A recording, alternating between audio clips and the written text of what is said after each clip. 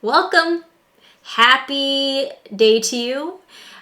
Today we're going to be going through a Bible study. It's actually a brand new study that I wanted to go through with you. It's found in the Bible, the good old book. We're going to be going through Daniel. Daniel is found in the Old Testament. The Bible is broken up into two parts: Old Testament, New Testament. Daniel is just a few chapters before the book of Matthew. Might give you a little hint. And then if you're newer or maybe you just forgot, you can always go to the table of contents in the very beginning of every Bible, and it'll tell you exactly what page Daniel is found. It's not my goal today for you to just sit here and watch me speak. My goal is for you to hear from God. And so that might be through me, maybe some of the things that I say, God will speak to you, but I encourage you and I hope that you read Daniel chapter 1 on your own. So grab a Bible, grab a notebook, grab a highlighter, and get to reading. Daniel chapter 1, go on, shoo. We'll come back and we will see what we've learned.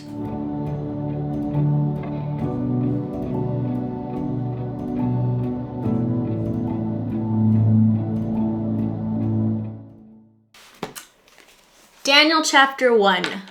There was a lot in this first little chapter, starting out with the fact that this king went into Jerusalem and plucked out some of Jerusalem's strongest guys and attempted to use them for his glory and for his kingdom.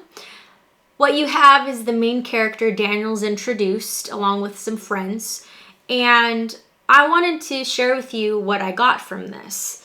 Daniel and his friends were essentially kidnapped, and they were asked to change everything about themselves, including their names. Their identities were stripped. And one of the things that I saw when I was studying this is, first of all, I'm not a theologian and I'm not going to pretend to even know if I'm saying these words properly, but just bear with me. Vayasem Labav. Vayasem means made, and Labav is up his mind. And it says that Daniel made up his mind. It's that he set in his mind and in his heart and in his will that he was not going to give in to what they said he was to be. In his practices, he didn't eat meat, or it seemed as though God was instructing him to only get his strength from vegetables and whatever it is that God was having him do. And Daniel had it on his heart. It was very strong in him that he wasn't supposed to just follow suit and listen to these commands. And I love this because Daniel had every right and every reason to be bitter. He had every excuse, as you might call it, to just fall into the trap or fall into the patterns of this new culture.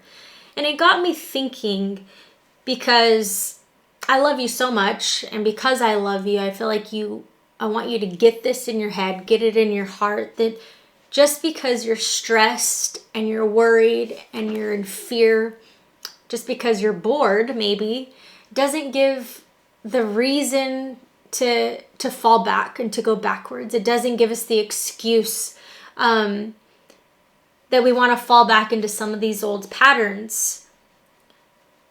During this great pause is what I keep calling it, during this time while we're essentially set apart from family and loved ones, it might be easy to fall into the trap of nobody's gonna know if I do fill in the blank. A few months ago, I was really stressed out and I had a lot on my plate and a lot was going on, and I don't know, I just felt stressed out. And a group of friends and myself, we went out of town and we were at dinner, and I wanted to get drunk. I felt this temptation that I haven't felt for years. And it came from what I thought out of nowhere, but it didn't. I think that I hadn't been dealing with my stress and it just kind of caught up to me. And I had this temptation that no one will know. I'm out of town and it's not going to be posted on social media, so who cares if I get drunk? And I just felt this conviction in my heart. And conviction is God's way of kind of nudging you, saying you're getting off track. This isn't what I have for you. And as I felt that conviction, I had to make a choice.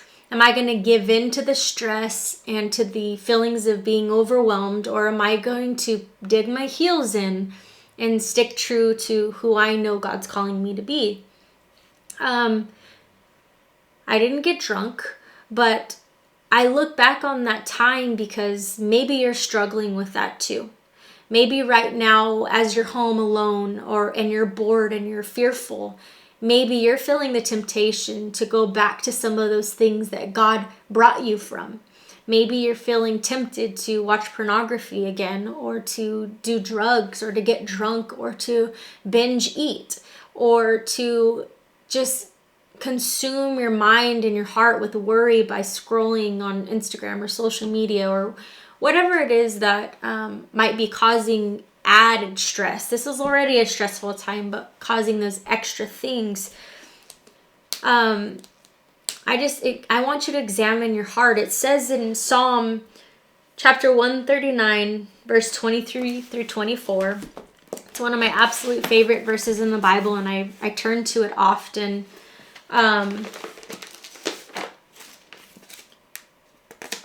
No, I didn't just accidentally. There's this little thing here. But it says, "Search me, O God, and know my heart. Try me and know my anxious thoughts, and see if there be any hurtful way in me, and lead me in the everlasting way. Search me, O God, and know my heart. Try me and know my anxious thoughts." Have you been feeling anxious lately? Because I know I have.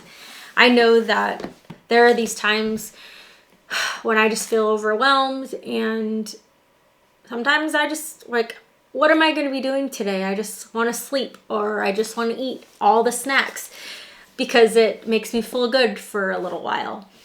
But I have to go back and I look at this example that Daniel set, and I want to be that person that makes up my mind that I'm not going to go back to those things. That I make up my mind now, here and now, because this great pause is going to be over, my friend.